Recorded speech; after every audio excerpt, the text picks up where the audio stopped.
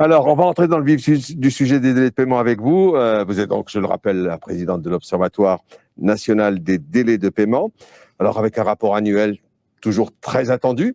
D'ailleurs, celui de cette année, on l'attend encore un petit peu. Hein. De votre côté, il est prêt, je crois. Il faut simplement, et ce sont des conditions protocolaires absolument normales, que le ministre de tutelle puisse l'avoir vu. Malgré tout, avec vous, pour commencer cette journée, on va quand même essayer de voir les grandes masses, les grandes tendances. Alors, en se rapportant très souvent à 2019, mais le plus souvent possible aux quelques indications que vous pouvez nous donner sur 2020, si vous en êtes d'accord. J'ai juste besoin, avant qu'on rentre dans le but du sujet, de vous redemander sur quelle base, sur quelles données vous travaillez à l'Observatoire, pour bien comprendre. Merci Rachid. Donc, je rappelle qu'effectivement, chaque année, l'Observatoire des délais de paiement auquel participent l'ensemble, enfin les fédérations professionnelles, les experts, bien évidemment la Banque de France, les sociétés spécialisées comme Altares notamment, donc sort un rapport annuel et ce rapport, il est tout à fait particulier parce que il croise des données que je pourrais dire dures, c'est-à-dire des données statistiques qui sont celles de la centrale des bilans de la Banque de France et qui sont également les balances âgées de la société Altares, qui portent donc sur des dizaines de milliers d'entreprises, ce qui nous permet d'avoir vraiment une analyse tout à fait argumentée et solide sur la situation telle qu'elle est vraiment réelle. Par ailleurs, nous croisons ces données avec les enquêtes de perception. Et comme vous le savez, une enquête de perception, ça dit aussi un certain nombre de choses. C'est très important. C'est très important. Et donc, les différentes fédérations qui sont membres de l'Observatoire, la FDCC, les fédérations du bâtiment, enfin, je ne vais pas toutes les nommer, puis je ferai des jaloux, mais les fédérations nous remontent aussi un certain nombre d'enquêtes de perception tout au long de l'année. Alors, vous le disiez, le rapport évidemment est attendu puisque nous allons dans notre rapport que j'espère remettre au ministre effectivement dans quelques jours puisque le rapport est maintenant prêt. Dans ce rapport, nous avons aussi des données très très attendues sur l'État et les collectivités locales. Oui. Donc, qui sont, elles, remontées, si je puis dire, par les services de l'État, la DGFiP. Et grâce à ces données, nous pouvons aussi dire comment s'est passée l'année 2020 du côté de la commande publique. Je ne pourrais pas vous en dire plus ce matin là-dessus. Des bonnes surprises. Des bonnes surprises. Voilà, n'en disons pas plus. J'en dis pas plus. Alors, je reviens sur la situation telle qu'on peut en parler aujourd'hui.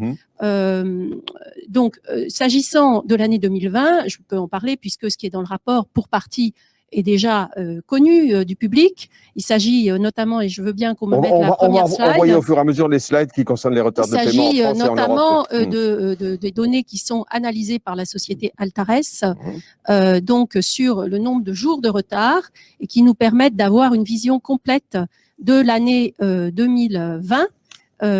Donc sur l'évolution de ces retards, je regarde nos amis en régie et voilà, sur l'augmentation et les difficultés que on a pu connaître. Donc vous voyez en bleu la situation française et en rouge la situation européenne. Alors ce qui est commun, c'est que dans les deux cas, il y a évidemment une dégradation au cours de l'année 2020. On voit que la dégradation pour la France est nettement plus forte, plus importante. Cela dit, quand vous voyez la moyenne européenne, vous savez qu'en Europe, il y a des très bons élèves, comme par exemple l'Allemagne, mais il y a aussi de très mauvais élèves. Donc, vous voyez que la moyenne européenne est quand même beaucoup plus élevée que nos chiffres à nous. Et ce qu'on observe et qui est intéressant, c'est que donc la dégradation a été la plus forte en France au cours de l'été, puisqu'on arrive à des retards qui sont de plus de 14 jours, presque 15 jours en fait, et que ça corrige dès le dernier trimestre. Et donc, je crois que vous allez avoir Thierry Millon tout à l'heure ce matin, qui vous en dira un peu plus, qui vous en dira un peu plus, mais puisque lui a peut-être aujourd'hui les chiffres du premier trimestre 2021, ce que nous n'avons pas à l'Observatoire, pas encore, mais en tout cas, c'est plutôt encourageant puisque on voit que finalement la situation a finalement été contenue. Il y a une dégradation, mais qui n'est pas finalement, compte tenu des circonstances exceptionnelles, dont on peut considérer que finalement, grâce à tous les efforts qui ont été faits, notamment par l'État et aussi par les entreprises, par rapport à ces mesures de trésorerie, etc., on a une dégradation qui est finalement compte tenu des délais des retards de paiement. Avec le slide suivant, on va voir d'où on part, hein, de ce qu'on, les données connues et officielles qui étaient celles par rapport à 2019, donc des baisses très nettes après plusieurs années, il faut le rappeler, de stabilité sur les délais. Alors, ce qui est intéressant, et je vous remercie effectivement d'évoquer tout de suite ce slide, c'est que dans le rapport, chaque année, nous présentons, alors bien sûr avec un an de retard, mais ça c'est inévitable, parce que c'est la qualité de la donnée centrale des bilans qui fait que ces données ne peuvent être analysées qu'un an plus tard. Et donc ça, c'est des chiffres qui sont basés sur les chiffres de la centrale des bilans de la Banque de France. Donc c'est toutes les entreprises dès lors qu'elles ont plus de 750 000 € de chiffre d'affaires. Donc c'est une base colossale. Et là, nous avons eu une surprise extrêmement bonne cette année en analysant les chiffres de 2019, puisque, comme vous le voyez sur ce graphique, on a une baisse qui est tout à fait significative, notamment pour les délais fournisseurs que vous voyez en vert, hein, qui est une baisse de 2 jours, aussi bien des délais fournisseurs et aussi des délais clients sur l'année 2019. Alors, on s'est interrogé, évidemment, au sein de l'Observatoire. Nous avons eu des discussions sur comment expliquer cette évolution qui a été évidemment stoppée par la crise sanitaire. Et on pense qu'il y a un ensemble de facteurs qui jouent. De très gros efforts qui ont été faits en termes de pédagogie par tout le monde. Je rappelle que ça fait maintenant plusieurs années que les assises sont organisées sous l'égide du MEDEF et de la CPME. Il y a quelques années, on n'y aurait peut-être même pas pensé. Ça traduit quand même l'évolution des perceptions par rapport à cette question centrale des délais de paiement et du crédit interentreprise. Et l'autre question, c'est qu'il y a eu donc de la pédagogie, il y a eu les médiations, il y a eu le fait de vraiment aussi de pousser ces sujets dans la communication. Et de ce point de vue, je me félicite de la tenue de ces assises et le fait aussi qu'elles soient relayées maintenant dans des régions. Et il y a aussi certainement les sanctions. Parce que on a vu la montée en puissance, je ne vais pas y revenir ce matin, mais du régime des sanctions. Et pour mémoire, et c'est également quelque chose qu'on développe dans le rapport de l'Observatoire, l'année dernière, la DGCCRF, donc qui met ses sanctions, elle a certes ralenti ses contrôles en cours, mais elle avait un certain nombre de choses. Il y a eu des amendes malgré tout. Il y a eu de très grosses amendes. Dont certaines très grosses, 2 millions, jusqu'à 2 millions. Pour la première fois, on a des amendes de 2 millions d'euros pour des grands groupes, ce qui quand même commence à faire quand même quelque chose, et un total d'amendes de 30 millions d'euros pour la totalité des amendes fixées l'année dernière. Donc, je pense que il y a, disons, une évolution d'ensemble qui est encourageante. Alors, ça ne veut pas dire que tout est parfait. Donc, je vais venir sur, évidemment, les limites que nous constatons avec toujours. Avec le slide suivant, sur la répartition des retards en fonction des secteurs d'activité. Oui, alors je rajouterai quelque chose sur les retards par rapport à l'année 2020. Ce qu'on a constaté, alors là je reviens sur 2020, la crise sanitaire, c'est que les retards ont été particulièrement importants dans le secteur du commerce, hébergement, hôtellerie, restauration. Évidemment, c'est pas une surprise. Oui, malheureusement, ils sont évalués à l'ordre d'une dégradation de 5 jours de retard. Il y a également le secteur des transports qui a beaucoup souffert. Et en ce qui concerne par contre l'industrie et la construction, le retard moyen a été contenu à 1 jour et demi. Cela dit, ces thèmes, je ne veux pas m'y appesantir parce que comme avec Altares, vous allez... Nous aurons l'occasion de détailler cela, absolument. Donc, je reviens sur la répartition par rapport aux grandes slides suivantes. C'est le slide suivant, s'il vous plaît, merci. Alors, les situations sectorielles. Donc, c'est intéressant de voir la situation en 2019, telle que détaillée par les chiffres de la Banque de France, puisque c'est assez stable, malheureusement.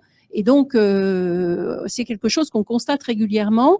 Vous voyez que, en fait, vous avez des secteurs qui finalement sont payés très vite. Donc, vous voyez à gauche, les délais clients sont très faibles. Bien sûr, c'est hébergement, restauration que vous avez au milieu à peu près et commerce. Donc, c'est intéressant parce que vous voyez pour chaque secteur, avec ce graphique que j'aime beaucoup, avec ces 2 cubes, vous pouvez comparer par secteur la manière dont ils sont payés, c'est-à-dire les retards clients, et la manière dont ils payent avec les retards fournisseurs. Et ce qui vous saute aux yeux, c'est qu'effectivement, selon les secteurs, vous avez quand même une très grande hétérogénéité. Si vous voyez par exemple, évidemment, hébergement, restauration, ils sont dans une situation je ne parle pas du Covid, hein, mais disons structurellement très avantageuse, puisqu'ils sont payés vite et que quand même ils ne payent pas toujours eux-mêmes aussi vite. Le commerce aussi, plutôt dans une situation avantageuse. En revanche, il y a deux secteurs qui sont toujours depuis des années dans une situation difficile. C'est les secteurs de l'information et de la communication que vous voyez en haut, et c'est le secteur des conseils et services aux entreprises, où là, malheureusement, ces secteurs restent très mal payés. Il y a un secteur aussi qui est toujours un peu en difficulté, c'est le secteur de la construction, puisque le secteur de la construction est généralement assez mal payé, les délais clients sont plutôt longs. Il y a tout dans les délais clients de la construction, y compris, je dois le dire, les particuliers aussi. Et du coup, eux sont quand même obligés de tenir leur retard fournisseur. Donc, vous avez cette situation. On va passer au dernier slide. Pour terminer, et ne pas être trop longue, et je sais que c'est mon rôle, je donne toujours beaucoup d'informations. C'est important en début de journée. En début de journée, quand on est encore bien réveillé.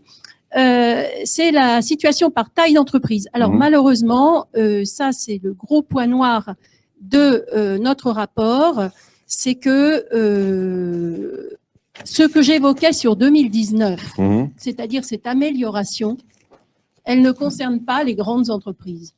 Et donc je voudrais dire ici, ça c'est une information importante. Voilà, nous restons quand même à l'Observatoire préoccupés par le fait que les grandes entreprises, même si on l'a vu pendant la crise, certaines ont fait beaucoup d'efforts, et bon, le comité de crise qui avait été mis en place en mars jusqu'à l'été avait notamment pour mission d'éviter que ces grandes entreprises, n'aient des comportements inacceptables, et donc je crois que ça a été efficace. Certaines grandes entreprises se sont bien comportées, mais globalement, et là vous le voyez dans ces graphiques, vous voyez très bien que les grandes entreprises sont beaucoup moins vertueuses, puisque une sur deux paye en retard, et donc vous avez donc une situation de retard des grandes entreprises que nous analysons tous les ans.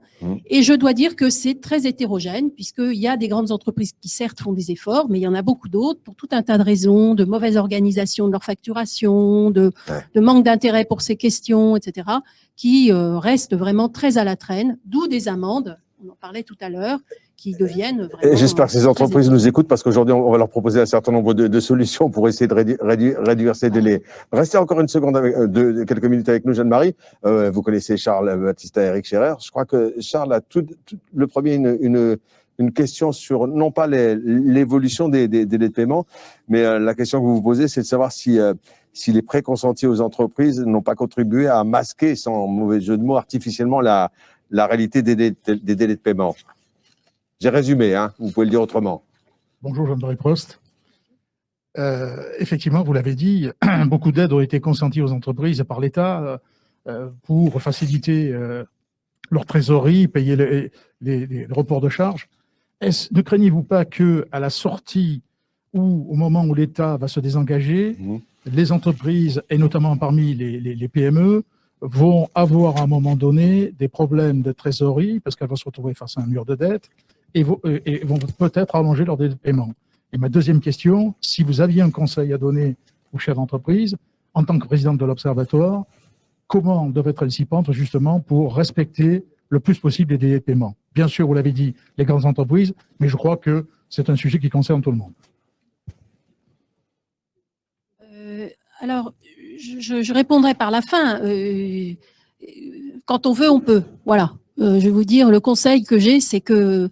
Alors, je peux enchaîner les proverbes, et le poisson pourrit par la tête. Voilà. Donc, moi, c'est ma réponse. C'est-à-dire que je c'est peut-être pas très original, ni très sophistiqué, mais je pense que si un chef d'entreprise donne cette orientation claire et, organise ces services et avec des instructions qui vont bien, on n'a jamais vu, je crois, que ça ne marche pas. C'est-à-dire que si on veut, et on connaît un certain nombre d'entreprises qui ont mis en place des politiques justement volontaristes, et ça a marché. Et je voulais ajouter quelque chose par rapport à des constats de la DGCCRF. La DGCCRF constate que quand ils contrôlent, qu'ils voient des dysfonctionnements et qu'ils mettent des amendes, en fait, souvent, les entreprises prennent conscience des dysfonctionnements, par exemple, dans leur chaîne de facturation, etc. Et après ça, mettre en place des mesures correctrices, et notamment pour éviter d'avoir une nouvelle amende qui sera plus lourde. C'est dissuasif tout de même. Hein. Mais c'est dissuasif, mais c'est aussi pédagogique. Parce que je pense qu'il y a à ce moment-là une compréhension de où est-ce que ça ne marche pas. Et donc, avec ce regard extérieur de la DGCCRF, la sanction, évidemment. Bon. Donc voilà, ça c'est ma première réponse. Et sur la deuxième question, je voulais dire que, bon, c'est un peu paradoxal, hein, parce que si on n'avait pas, si l'État n'avait pas été au rendez-vous, tout le monde considère que c'est quand même un succès et que si on compare avec une autre crise qu'on a connue, qui est la crise de 2008-2009, je pense qu'on a appris de la précédente crise. Bon, moi, comme vous le savez, j'étais médiatrice nationale du crédit. Bon, à l'époque, on a cru que tout allait s'arrêter, le crédit bancaire, etc. Donc, c'est un peu paradoxal. Bon, on a toujours peur de la suite, mais enfin, il faut quand même se féliciter d'avoir pu traverser cette période aussi bien. Enfin, moi, je commencerai par là. Après, sur la suite, je pense qu'il y a deux choses. Il y a la question de la croissance, parce que le meilleur moyen de rembourser de la dette, qu'elle soit publique ou qu'elle soit privée, c'est la croissance. Donc, je pense que ça, c'est extrêmement important comme vision et pour les entreprises, je crois que c'est important. Je pense que pour un certain nombre d'entreprises, en fait, c'est une crise qui est très originale parce qu'elle est, enfin originale, elle est très sectorisée. Donc, vous le savez d'ores et déjà, il y a des secteurs évidemment qui sont très très mal, comme l'aéronautique, évidemment tout ce qui est hébergement, tourisme, etc.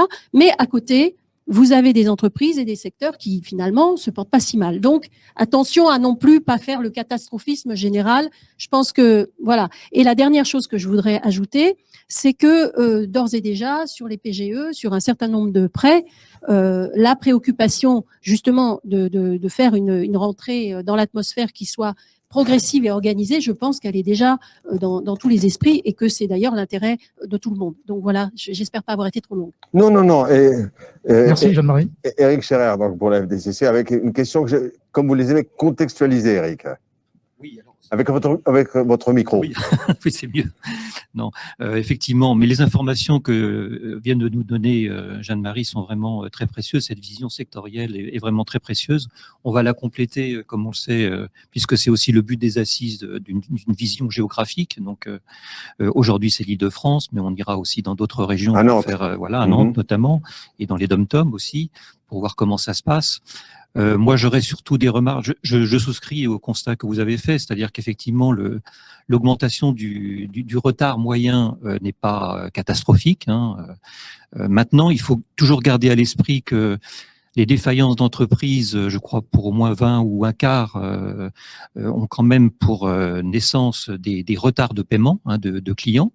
Donc ça, il faut absolument le marteler, comme l'a fait Jeanne-Marie, sur le respect des délais de paiement, et il faut effectivement continuer à sanctionner les abus, ça c'est primordial. Je compléterai aussi un peu mes questions, mes analyses sur le rapport de force qui existe entre les grandes entreprises, les ETI, puisque en Île-de-France, il y a énormément d'ETI aussi, donc c'est une catégorie qu'il faut aussi mentionner régulièrement. Donc le rapport de force entre les grandes entreprises ou ETI vis-à-vis des PME, le rapport de force aussi dont on a parlé aussi récemment, puisqu'on avait observé une dérive des délais de paiement entre PME, entre elles. Donc ça, c'est des choses qu'il faut aussi souligner. Et puis, là, je vais peut-être jouer un petit peu les troubles faits, mais il y a l'aspect toujours plus particulier des délais de paiement publics, où là, on peut quand même marteler aussi le fait que l'État, les collectivités locales doivent être exemplaires en la matière. C'est pas toujours le cas. On a évoqué brièvement le secteur de la construction. Il y a encore des délais dans le BTP dont on sait il y a un problème en fait dans le calcul réel du délai de paiement, avec la fameuse réception définitive de la facture, qui fait que des délais de paiement peuvent aller même parfois jusqu'au-delà de 100 jours, quoi. Et donc payer un artisan, notamment dans le BTP, à je sais pas 120 ou 140 jours, c'est proprement inadmissible. Voilà. Jeanne-Marie. Alors, d'abord, je voudrais dire que sur les questions sectorielles, comme je l'ai dit, elles sont très, très importantes puisque certains secteurs vous l'avez vu, continue à souffrir de situations tout à fait anormales. Et s'agissant de l'année 2020, c'est vrai que, bon, on est plutôt soulagé que ça se soit pas plus dégradé, même si évidemment ça s'est quand même dégradé. Mais par contre, dans certains secteurs, comme je l'ai dit, secteur de hôtellerie, hébergement, restauration par exemple, on a constaté des dégradations beaucoup plus significatives. Donc, il s'agit, encore une fois, c'est un bilan nuancé qu'on fait. Mais disons que ce n'est pas le catastrophisme non plus. Sur les questions des délais publics, ce que je voudrais relever, c'est que dans les enquêtes que nous utilisons, et je pense notamment à celle de la FDCC par exemple, les enquêtes de perception qui ont été faites l'année dernière ne montraient pas de la part des répondants une préoccupation accrue sur les comportements de paiement des acteurs publics. C'est assez intéressant. C'est-à-dire qu'il n'y a pas eu le sentiment que ça se serait détérioré avec la crise. Et je m'excuse, mais je ne peux pas en dire plus puisque je dois remettre le rapport de l'Observatoire et je ne peux pas divulguer le rapport de l'Observatoire ce matin. Donc voilà, je m'arrête là. Et par ailleurs, j'ajoute que sur les questions effectivement de ce qu'on appelle les délais cachés, les problèmes de travaux publics, malheureusement, on le sait tous, c'est vrai que c'est un secteur qui est toujours difficile et il est difficile pour des acteurs publics, mais parfois il est aussi difficile pour des entreprises. C'est-à-dire que ça existe pour tout le monde, hein, le chantier qui n'est pas exactement, etc. Et je pense que c'est d'ailleurs, c'est bien documenté comme question. Donc voilà, je pense que, mais ces préoccupations, bien sûr, elles participent aussi du rapport de l'Observatoire. Et je dirais une dernière chose, c'est que depuis que je suis présidente de l'Observatoire, on a fait rentrer dans l'Observatoire les fédérations représentant les acteurs publics, c'est-à-dire la fédération hospitalière, les maires de France, les départements, les régions. Et notamment l'association des maires de France est venue très régulièrement, sachant que nous avons également la Fédération nationale des travaux publics et la Fédération du bâtiment. Et ça a été intéressant parce qu'au sein de l'Observatoire, ces partenaires institutionnels, les maires de France, c'était très institutionnel, mais ça a permis quand même, je crois aussi, de prendre mieux conscience de certains sujets. Ça fait partie un peu de ce climat global qu'on évoquait tout à l'heure. Merci beaucoup, merci Jeanne-Marie d'être venue nous donner, non pas en exclusivité parce que c'est dans quelques jours, mais quand même les grandes lignes de ce que sera le rapport de l'Observatoire des délais de paiement. Avec un tout petit peu de retard, restez encore une seconde avec nous Jeanne-Marie, avec un tout petit peu de retard, je cède la parole tout de suite à Jérôme Mondrion. Donc tout au long de la matinée, il va recevoir un certain nombre de responsables d'entreprises pour évoquer un certain nombre de bonnes pratiques, j'allais dire. Et le premier d'entre eux, c'est Roland André, le DGA de Docapost. Jérôme, c'est à vous.